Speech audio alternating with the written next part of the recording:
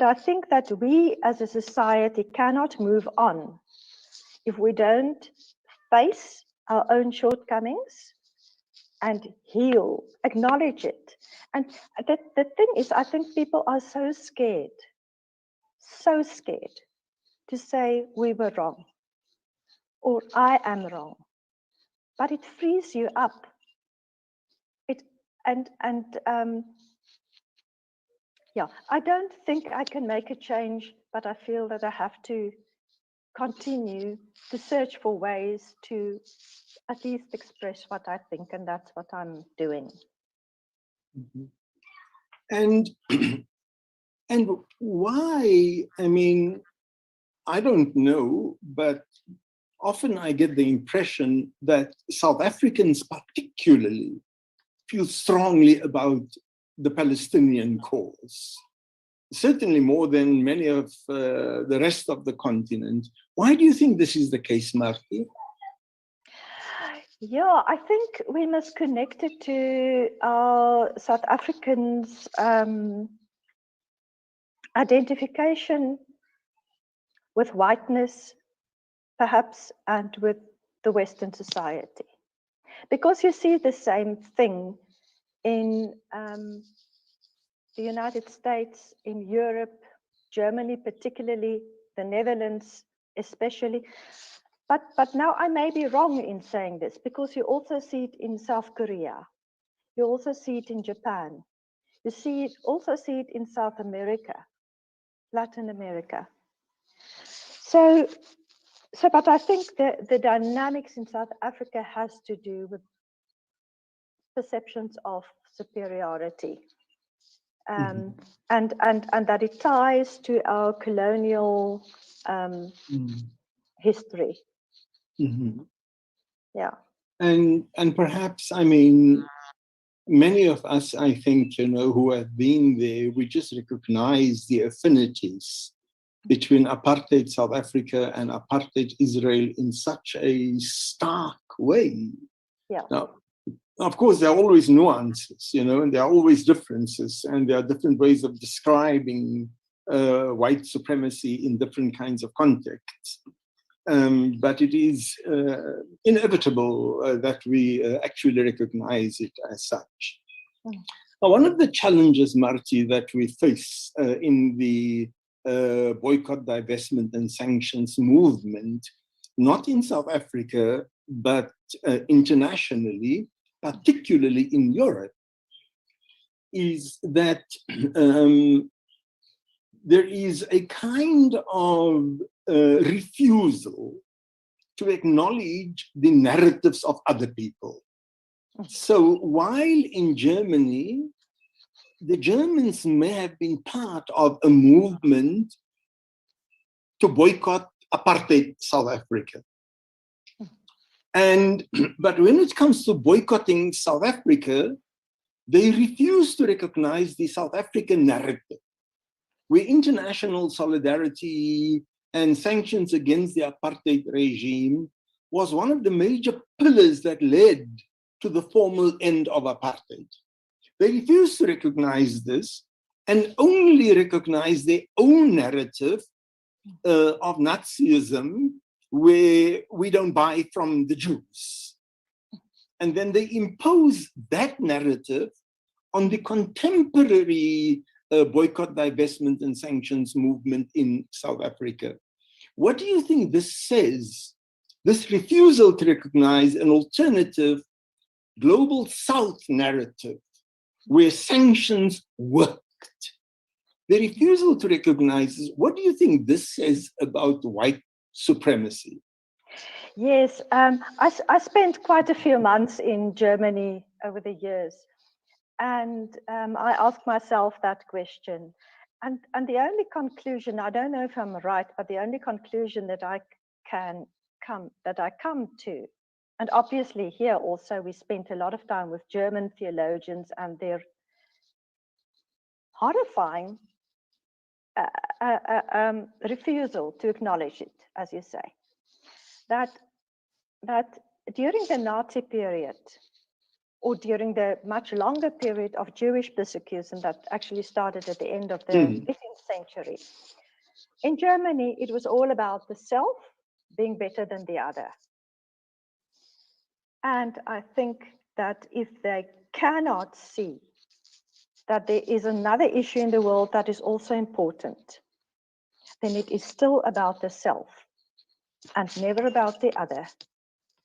I think they are so locked into seeing the world through their eyes. Now, their vision has expanded slightly to know that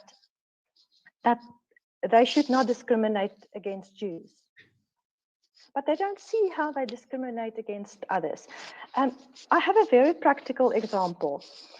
I studied for a few months in Berlin, and I stayed with young students in a not a hostel, but in a home. I studied for a few months in Berlin. Can you hear me? Because something odd happened now. Okay. And one of the students on my floor, she was engaged with someone who was Roman Catholic, but also studied theology like she did. And when she went for, there was a kind of a discussion that had to allow her into the Landeskirche in Germany. They said to her, if as long as if you are married to a Roman Catholic, you cannot become a priest or a minister in the Landeskirche. If it was Jewish, it would have been fine, but not if he's Roman Catholic. And that made the penny drop for me, that they know, because of so much pressure of the world, that it's wrong to discriminate against Jews. But they continue to discriminate. So, like we did not undergo true healing, sufficient true healing in South Africa, the Germans also didn't. And this is what concerns me, is the psyche of a collective. The collective in Israel, the collective in Germany, the collective in South Africa, the collective in the United States, almost everywhere. Yeah. And so, until in some ways, for as long as the horde thinks of anti-Zionism, anti-Israeli occupation as synonymous with anti-Jewishness, they also in some ways find refuge in that being a part of the horde. And at the same time, because they are a collective, there is no accountability for the ongoing oppression against the Palestinians, for the arms industry that their taxes pay or that they profit from, I'm talking about in the global north, that sustains and weaponizes that occupation. Yes, and what is so concerning is that people who are supposed to be intellectuals and leaders in society, like Chief Justice Mogoeng, for instance, who knows international law, they hold those opinions, which says to me, this has nothing to do with intellect or even knowledge for many. It has to do with a way of looking at life, and I don't understand it.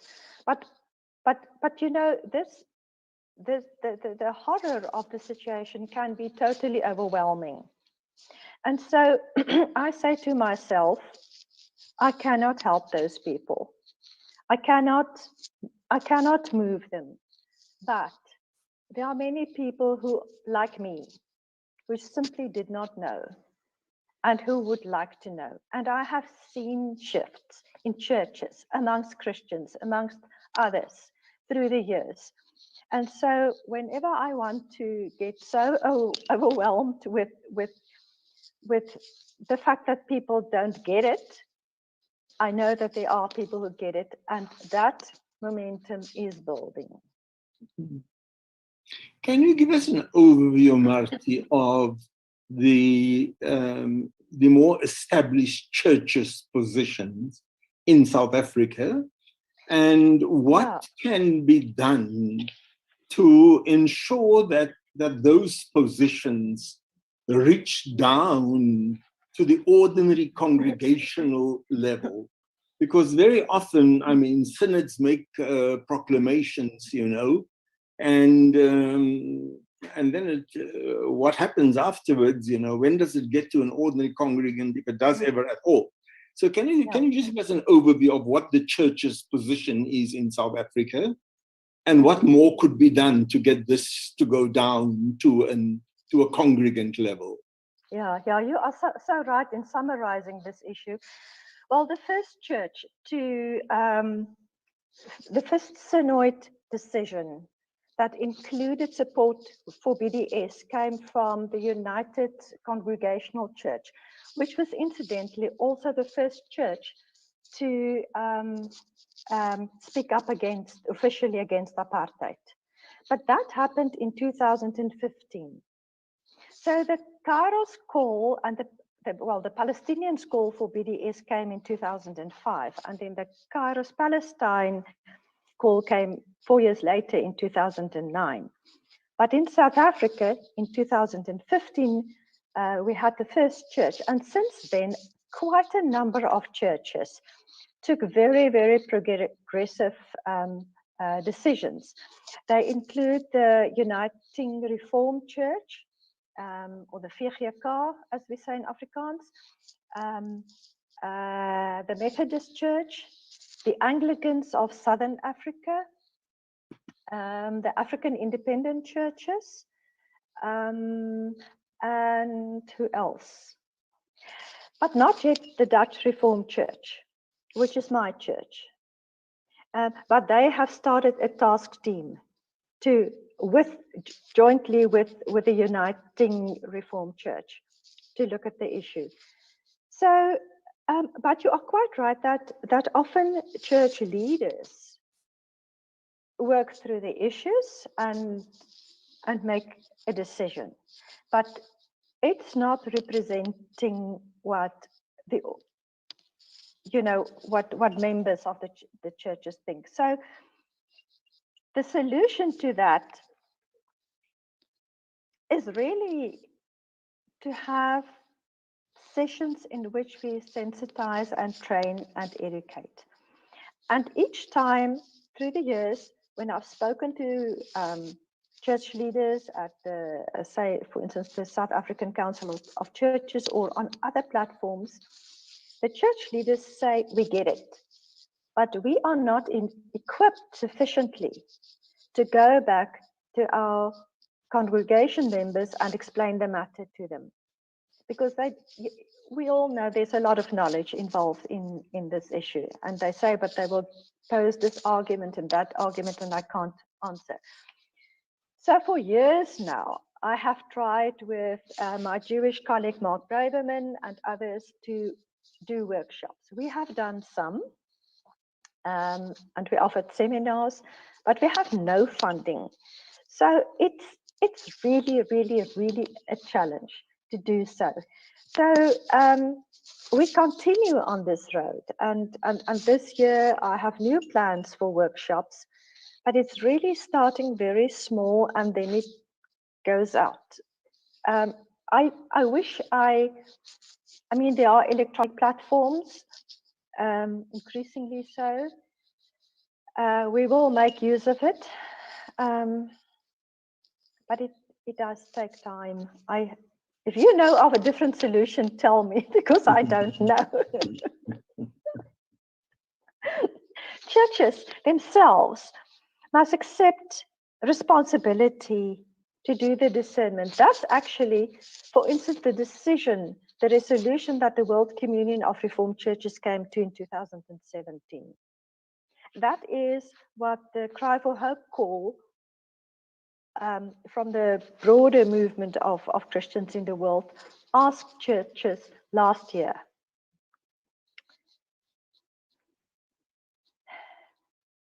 But they don't. They don't do that. Yeah. And you know, one of the interesting things in South African Judaism is that it's a largely educated community with a fairly good amount of intellectual and theological sophistication, both amongst the Orthodox Jews and amongst the Reformed and progressive communities. And yet, none of those elements or theologians or rabbis or thinkers ever think of say, engaging theologically with Christians. And so, unlike in many other parts of the world where you have a thing called, say, like interfaith dialogue, as you know, often at a grassroots level, local churches, local mosques, local synagogues, and so on. In South Africa, Judaism or Jewry is remarkably absent from those things, from these kind of fora, with the exception of occasionally when it's a symbolic thing, you know, the chief rabbi of the Orthodox Jews, I dare say, although he keeps on being called the chief rabbi, he's the chief rabbi of the Orthodox Jews. He puts in an appearance, okay? But the only Christians that they are interested in, and I'm not sure if it is for dialogue or not. I don't even think it is for dialogue. It is purely for instrumentalization.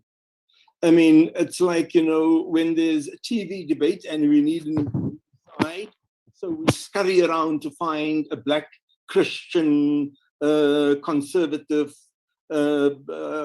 Christian who's more comfortable in South's, in Trump's, the South of the United States of America. So we scurry around for such a Christian, or we scurry around for a, what is the head of the African Christian Democratic Party?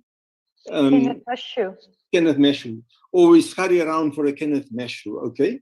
But there is no actual theological dialogue between them and that crowd, possibly because they know that the theology of that crowd has this end times scenario that means the end of the Jews. So, but the Christians that they are not in conversation with, but in alliance with, are the Christians who, and so there's just no dialogue. But at the same time, I mean, especially under the previous ambassador, Arthur Lenk, but it continues now, there are very energetic moves on the part of the South African Zionist community to engage those, the biblicist or the more right-wing pro-Zionist Christians. And so in some ways, what one sees here is a very sad instrumentalization of a sector of Christianity for narrow political purposes. And I don't know, but if I were a Christian, I would really feel deeply insulted by the way that they see no value whatsoever in my theology, but there is value in my blackness. There is value in my there's value in my blackness. There's value in my Christianity as a way of just kind of adding another layer to the defense of apartheid Israel. What do you? That's a bit of a long comment on my part, but we're engaging. Yeah. Two comments. I'm aware of the Dutch Reformed Church has actually quite close connections with Jews, and the previous person who's no longer involved in that, managing that relation, is in my view really a liberal Zionist.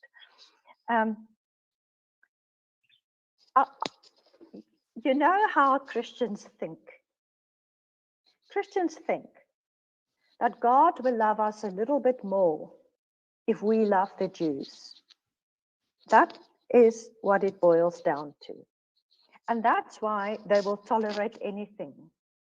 I've seen it with some church leaders that I worked with, that they would see the Palestinian issue, the penny will drop, but there's not enough power in it. There's more power, there's more prestige, there's more, we please God more if we are in alliances with Jews. But now, what I don't get is that, and I must say, maybe I come from the same place, that we think all Jews are the same. I mean, that was the thing that shocked me, that not all Jews support the state of Israel. Once I understood that, I could start drawing away the curtains. But now when I explain to someone, but not all Jews are the same, and can I please introduce you to Heidi Grunebaum or whoever in South Africa, for instance, in the South African context, they refuse. I don't understand that. Why would one, if you are so loyal to the Jews, and this is the Holocaust theology that we maintain, why then do you want to speak to some Jews and not to others? And my answer to that, my guess is that Jews in leadership positions brings me closer to God, and it's an issue of power. And that nauseates me, but I think that's how I read the situation. So it's not even, look, let me produce for you a progressive anti-Zionist Jewish rabbi. No, because that rabbi is not in a position of power. Exactly. And so I don't care. I mean, no, he's not. Exactly. He's not a real Jew. He's a dissident. He's a dissident, and he is like a Beyers Nadir was. Yes. We don't associate with him. So that's why I'm saying nothing has changed. It's a repetition of this same politics, the power politics that we've seen under apartheid. Yeah.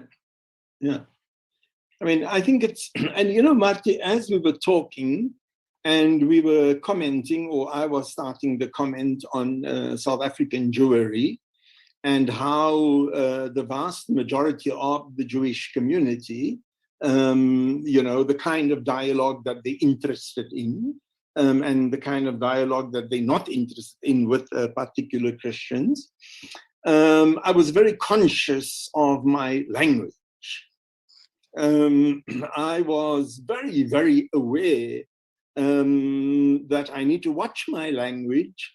I mean, despite my, I think, 40-year record as speaking against anti-Semitism and calling anti-Semitism out wherever I find it, particularly in the Muslim community, if you make one mistake, then it's over. It's, you know, it's, but the one funny thing, Marthie, is somebody asked me a while ago, so in the South African struggle for liberation, what was the word that you used for white people who supported, and what was the word that we used in struggle circles for white people who didn't support apartheid? And the fascinating thing is, we made a distinction. And our distinction was serious. Beyers Nadir was Oom Bey. He was Uncle Bey to Frank Chikane, to Smangalisho Mkachwa, to Farid Essak, to Ellen Busak. He was Oom Bey, Uncle Bey. Okay. And our white comrades and our white elders they would sit in our gatherings, they would sit on the stage as we condemn the whites, as we sang songs saying the Boers are dogs, and they sang along. Not once did we have to face the question of, but Oom-Bey is white, Helen Joseph is white, Ankie Krog is white. Not once did, because it was understood. You know, and today it is fascinating how a noble cause, the cause against anti-Semitism, how it is being weaponized against the oppressed. Yes. You know, when I did my research, I interviewed a number of activists from South Africa, but also from Israel. So the ones from Israel were obviously all Jews, but some of the South Africans were also Jews. So of the 21 people whom I interviewed, many of them were Jewish. And now I lost what I wanted to say, and I wanted to comment directly on something that you said. Yeah, they all spoke about the abuse of the memory of the Holocaust, and that they do not want to allow it. And it's interesting that Israel itself has started to weaponize that memory only later, not from the beginning. After 67. Exactly. Which is I think the West also always felt guilty, and that's why that whole British mess occurred in 1917 and what followed thereafter. And that's also why America became the mediator, but unsuccessfully so, of course, not impartial. But it is, the Holocaust is being weaponized, and the lessons that when we say never again, it's never again for everybody. That was such a consistent message that came out from all these activists that I interviewed. So the, you know, I'm interested in what can make things better. Why do people actually speak up in public? And it's an issue of integrity, that they cannot live with double standards. So not all of these people whom I interviewed, for example, were sensitized to the issue from the day they were born. Some of them were staunch Zionists. There were also Muslims and Christians whom I interviewed who thought it was a conflict or a religious issue or a whatever and did not know. But it is, once they understand the lies, this whole web of lies around Israel, they cannot live with those double standards, and therefore they have to speak up. It was a very, very key trend that came through. And it seems to me, watching TV, as most of us did last year, we watched a lot of TV. that is an issue in the world. The issue of integrity. Some people, leaders included, are very comfortable with lying, and others are happy to follow them. I don't get it. I understand that's the case, but then there are people who are not like that, and we must work together. Doesn't matter whether we're Christian or Muslim or Jewish or not from any faith or Hindu or whatever. There are enough of us, and I would like to hope that most of us are like that, and we have to work together. Marthie, I think we can leave it on that hopeful note. It was wonderful chatting to you, and it's just wonderful to have you as a part of this larger movement, with our hiccups sometimes and our disagreements sometimes, and pulling off bigger things at other times.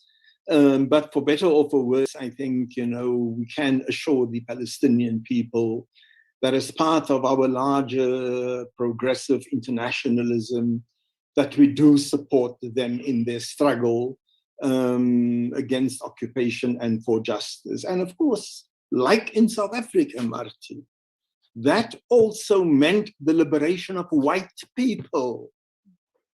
Whether all of them grasp the moment and some of them are still holding on, terrified of the new South Africa, that's not the point. Our struggle for liberation afforded them an opportunity to be liberated. And this is the case for all Palestinians, the Jews, the Christians, the Muslims. Our struggle against the politicization of the crass militarization and politicization of Judaism, the reduction of God to a mascot for a little nation carved out by human boundaries and so on. God is a flag cheerer for ethnic and national chauvinism and so on. The collapse of all of this will mean freedom for all the victims, including the Jews in this, Marthie. Yeah. Yeah. If I may say just one last thing. Yes, of course. If there is, and I really speak from someone who supported apartheid in my country through my silence and my lack of involvement and through my fear. If there's anyone listening today who have doubts and is too scared to step forward, I would really like to encourage you to step forward, because as you say, Farid, it frees one. And yes, one leaves one group of people behind, but there's a whole wonderful other group of people who embrace you. And as a white South African, I can say that my Kairos colleagues, all of them from the struggle years, most of them Black, all of you in the wider movement, who are Muslims, who are Jews, who are something else, embraced me. And it's such an honor and a privilege to learn from you and to be part of this movement. And I think the Palestinians mean more to me than I can ever dream to mean to them. Baie dankie, Marthie. I'm deeply grateful for you. Verskriklik dankbaar. Geniet die res van die dag, hoor. Enjoy the rest of your day, Marthie. Tot Thank you, Farid. Take care. Met plesier. Bye-bye. Bye.